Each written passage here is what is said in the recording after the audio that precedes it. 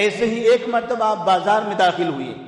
تاجرین کو دیکھنے کے لیے کہ تاجرین کون سا سامان بیچتے ہیں، کیسے بیچتے ہیں، ان کی زبانیں کیا ہوتی ہیں، کیا طریقہ ہے ان کے پاس تجارت کرنے کا۔ آپ خود تاجر تھے، آپ کو پتا تھا، آپ خود عالم تھے، علم کے بارے میں جانتے تھے، آپ نمازی تھے، نماز کے بارے میں جانتے تھے، زندگی کے تمام مسائل آپ جانتے تھے، آپ حاکم تھے، حکومت کیسی سنبھالنی ہے، کیسی کرنی ہے وہ بھی آپ جانتے تھے۔ تاجرین کی نصیحت کے لیے، انہیں سمجھانے کے لیے اب بازار میں داخل ہوتے ہیں۔ بازار میں ایک تاجر کے پاس پہنچے، وہاں دیکھا اناج کا ڈھیر لگا ہوا ہے، اور آپ نے اناج کو چیک کرنے کے لیے یہ تاجر ہے، یہ اس کا سامان ہے، یہ اس کی دکان ہے، یہ دکاندار ہے، یہ اس کی دکان ہے، دکان میں اس نے کون سا سامان کس حالت میں رکھا ہے، ایسا نہ ہو کہ گراہک کو، آنے والے خریدنے والے انسان کو اس سے نقصان ہو رہا ہو۔ آپ نے اناج کے ڈھیر میں ہاتھ ڈالا،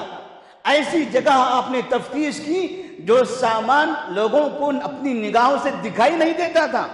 ہمارے دکانوں کے اندر کچھ ایسے سامان ہوتے ہیں جو سامنے دکھائی دیتے ہیں، اور کچھ ایسے حرام کام کے سامان ہوتے ہیں جو پردے کے پیچھے ہوتے ہیں، چھپا کر رکھے جاتے ہیں، اور مخصوص گراہک کو وہ ان کے آنے کے بعد وہ سامان بیچے جاتے ہیں۔ یہاں نبی نے دیکھا یہ سامان پڑا ہوا ہے، آپ نے اندر ہاتھ ڈالا، آپ کا ہاتھ گیلا نکلا، ہاتھ میں پانی لگا ہوا تھا۔ آپ نے اس شخص سے پوچھا ما ھذا، یہ کیا ہے؟ اوپر تو سوکھا اناج دکھائی دے رہا ہے، اندر یہ گیلا اناج کیسے ہو گیا؟ تو اس تاجر نے، دکاندار نے کہا اصابتہ السماء یا رسول اللہ، کل رات بارش ہو گئی تھی، پانی کی وجہ سے اناج بھیگ گیا۔ تو آپ نے فرمایا الا ہلا جعلتہ فوق الطعام، جب آپ کو یہ پتا تھا، آپ کو یہ معلوم تھا کہ یہ سوکھا ہے، نیچے گیلا ہے، اس گیلے اناج کو آپ نے الگ کیوں نہیں رکھا؟ اس کو آپ نے الگ کیوں نہیں رکھا؟ آپ نے کیوں اچھے اور برے، اچھے اور خراب سامان کو ملا کر رکھ دیا؟ ہم بازار میں گھومتے ہیں، دیکھتے ہیں، کسی بھی مارکیٹ میں، چاہے وہ کرانہ دکان ہو، چاہے وہ سبزیوں کا بازار ہو، چاہے وہ گوشت کا بازار ہو، چاہے وہ زمینوں کا بازار ہو، کسی بھی بازار میں ہم چلے جائیں تو وہاں پر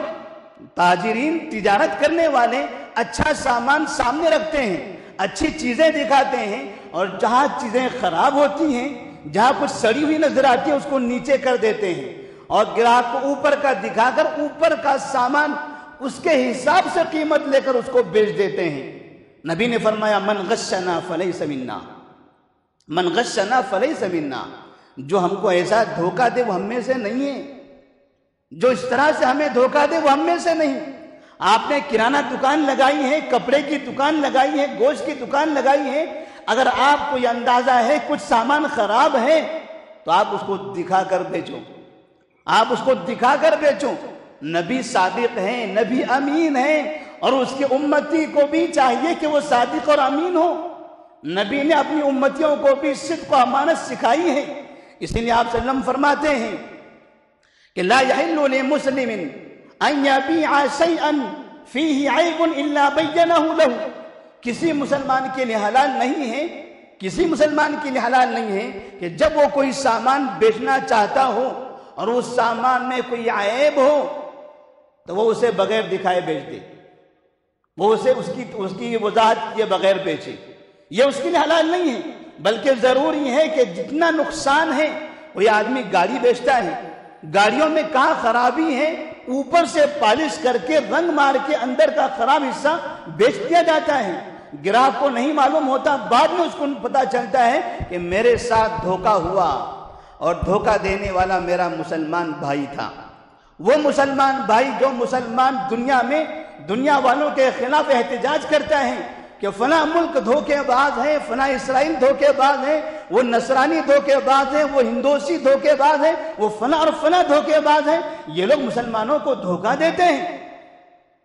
یہاں مسلمان کو دھوکہ دیتا ہوا نظر آتا ہے۔ سبسکرائب کیجئے ہمارے چینل اور دبائیے بیل کا آئیکن تاکہ آپ کو ریگولر نوٹیفیکیشن اپڈیٹس مل سکے۔